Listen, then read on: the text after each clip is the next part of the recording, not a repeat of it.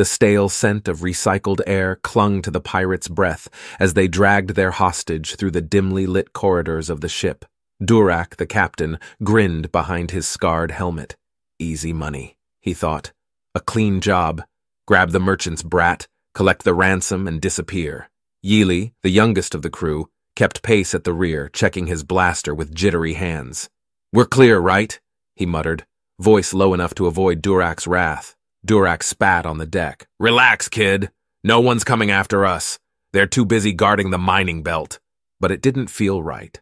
As they dropped out of hyperdrive at the first space station to refuel, something prickled in the back of Yili's mind. Something was watching. He rubbed the feeling away, refusing to show any weakness in front of the others.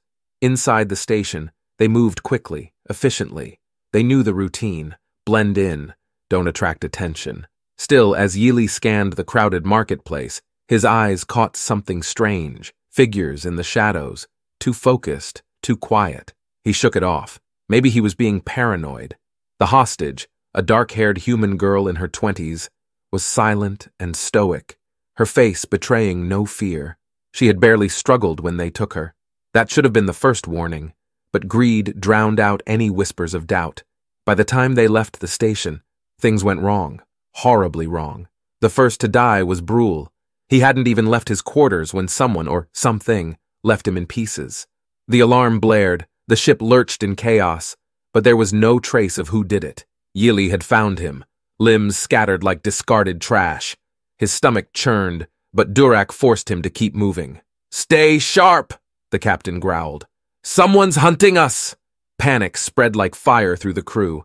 They jumped between star systems, seeking shelter at every remote outpost. But the hunters were always there. One by one, the pirates vanished, each death more brutal than the last. Grend was crushed in the engine room. Morga bled out, alone, her throat slit as she slept. And always there was nothing, no sound, no warning. Yili's nerves were frayed to the edge. He barely slept, barely ate. Durak, once so confident, had grown quiet. Each night the weight of failure pressed heavier on his chest. But it wasn't just the deaths. It was the absence of explanation. How were they being tracked? Who wanted them dead? They still had the girl, locked in a cell, barely touched. Durak had insisted she was the key to survival. "We give her up. We're dead men," he said. But he wasn't convincing anyone anymore. Eventually, Yili couldn't take it. "We need to let her go!" His voice cracked as he faced the remaining crew in the galley, eyes wild. This isn't about the job anymore. They're playing with us." Durak's fist slammed into the table. "Shut up! We finish what we started. She stays." But the fear was too thick. A few hours later, half the crew disappeared into the night, leaving only a trail of empty bunks. They'd dumped the girl alone in her cell, and then nothing. Silence. When the remaining pirates limped back to their base on the remote planet Jur, it felt like an escape, a safe harbor at last. The fortress was impenetrable. Fortified walls, heavy weaponry, and a small army loyal to Durak's employer. They'd make their stand here, regroup, and fight back. Or so they thought. The deaths started again, quietly at first. The base's medic found Ver's body contorted and twisted in ways no one could explain. By morning, 2 more were dead. Panic gripped the survivors, and suspicion took root. Durak locked down the base, doubling patrols, ordering searches, but it was no use. Whoever was after them was already inside. The survivors gathered in the command center, whispering their fears.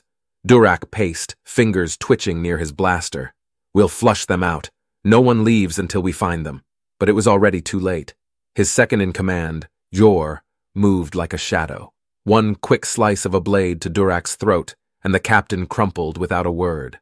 Jor smiled. A human smile. "You took something that doesn't belong to you," he said softly, his voice no longer alien. Before the remaining pirates could react, the room erupted into chaos.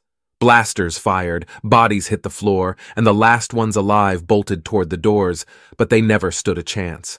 The hunters weren't soldiers. They were the very humans who had been infiltrating them from the beginning. One by one, the imposters revealed themselves, blades gleaming in the dim light. Yili, drenched in sweat and blood, barely escaped.